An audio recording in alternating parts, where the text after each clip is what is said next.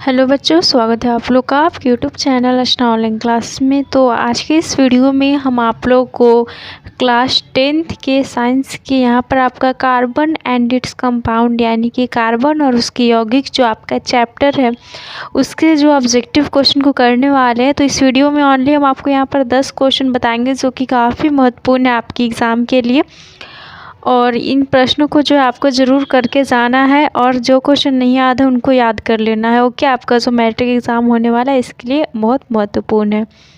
तो देखिए यहाँ पर पहला हमारा है कि पूछा जा रहा है बायोगैस मुख्यतः क्या होती है। तो आपको हम पहले बता दें, ऑल क्वेश्चन यहाँ पर हम आपको एक्सप्लेन करके बताएंगे और हो सके तो ट्रिक भी आपको बताएंगे याद करने के लिए।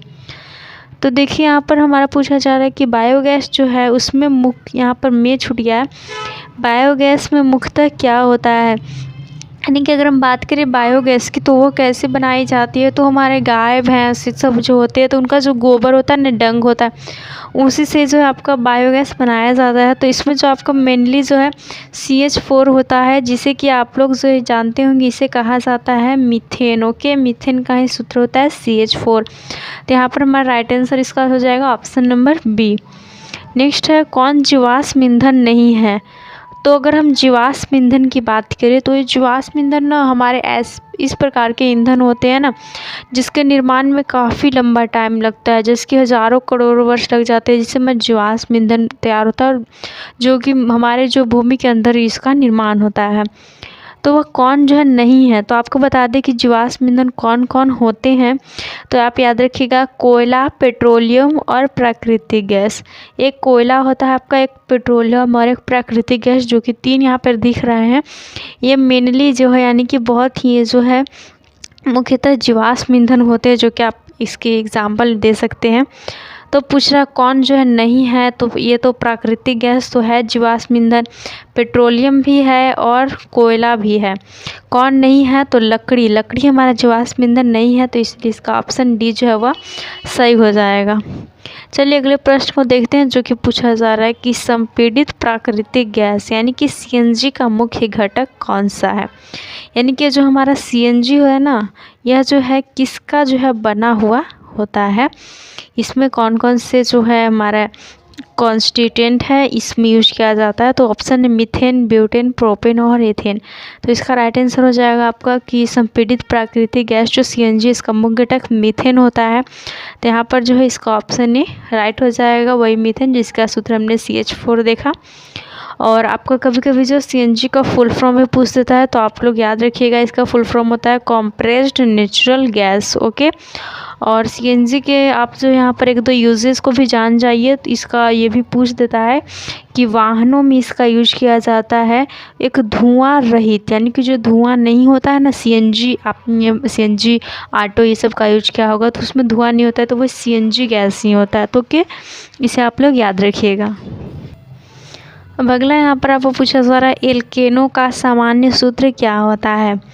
तो आपको हम बता दें, एक होता है एल्केन, एक होता है एल्कीन, जो कि इंग्लिश में इस टाइप से होता है एल्कीन, और एक होता है आपका एल्काइन। ओके, तो ये आपको बस याद रखना है, क्या याद रखना है, एक याद रखना है इन, एक याद करना है, सॉरी ऊपर में तो आगे एल्केन आता है तो एन, इन और आइन। तो इसमें आपको याद रखना है, एक में एन में होता है सिंगल बॉन्ड, इन में होता है डबल बॉन्ड और आइन में होता है ट्रिपल बॉन्ड। यानी कि एल्कीन में हमारा डबल बॉन्ड होता है, एल्काइन में ट्रिपल बॉन्ड होता है। तो यहाँ पर हमारा सूत्र की बात की जा रही है। तो जो आपका एल्केन होता है इसका सूत्र हो जाता है CnH2n+2, जो कि ऑप्शन नंबर सी में है। तो इसका ऑप्शन सी जो है वो आपका राइट हो जाएगा।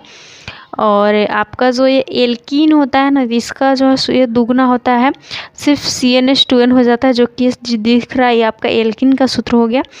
और एक होता है एल्काइन, तो इसका सूत्र हो जाता है CnH2n-2, यानी कि दोगुना में से 2 घटा देते हैं। ओके, तो आप लोग इसे याद रखिएगा। अगला है निम्नलिखित में कौन असंतृप्त हाइड्रोकार्बन है। तो आपको याद रखना है, एक होता है संतृप्त हाइड्रोकार्बन और एक होता है असंतृप्त हाइड्रोकार्बन।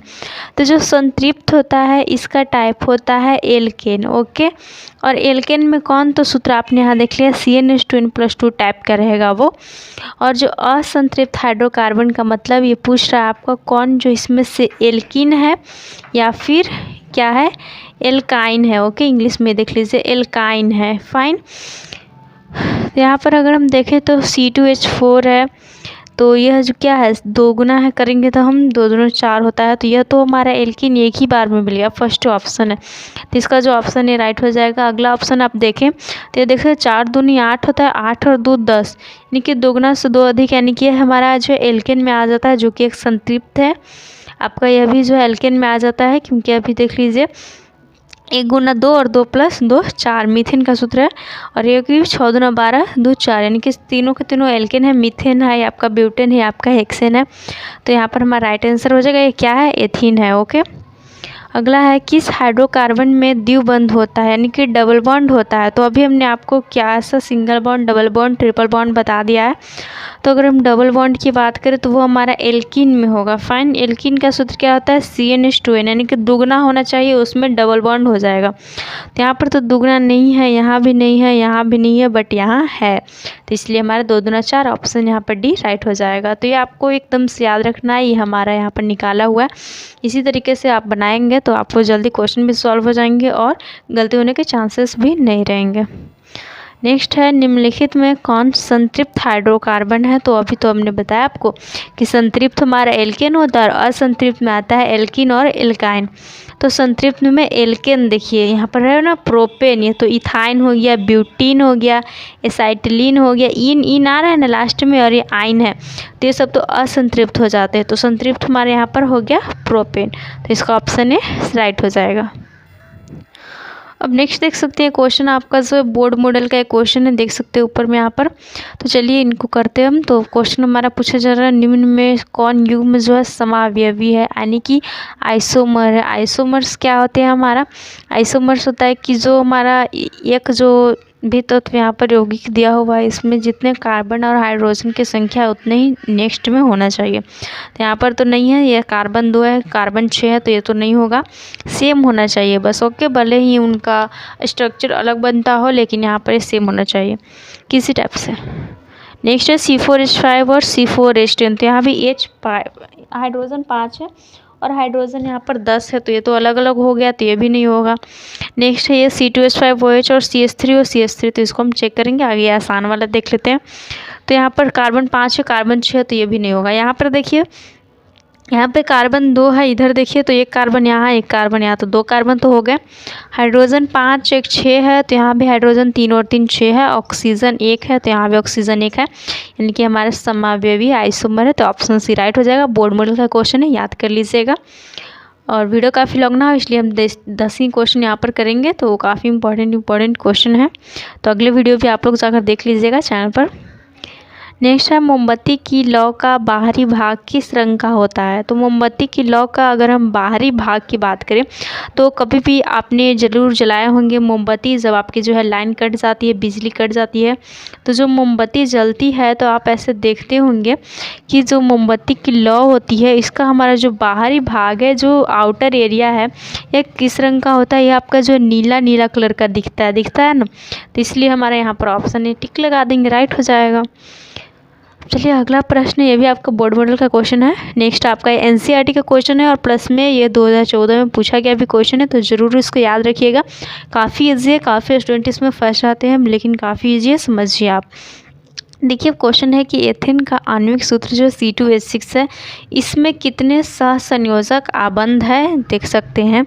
तो आपको कोई भी यहाँ पर सूत्र दिया रहे और सहसंयोजक आबंध पूछे तो सिंपल से क्या करना है ना, इसको सूत्र को जो है आपको स्ट्रक्चर में लिख देना। कैसे, तो कार्बन 2 है, तो हमने यहाँ पर कार्बन 2 लिख दिए। फाइन, हाइड्रोजन 6 है, हाइड्रोजन हम खुद से भी बैठा सकते हैं, नहीं तो सिंगल बॉन्ड है तो बैठा ही देंगे, ऐसे हमने बैठा दिया। ठीक है, यहाँ पर कुछ नहीं तो क्या है, हाइड्रोजन होता है, सभी जगह क्या है, हाइड्रोजन है।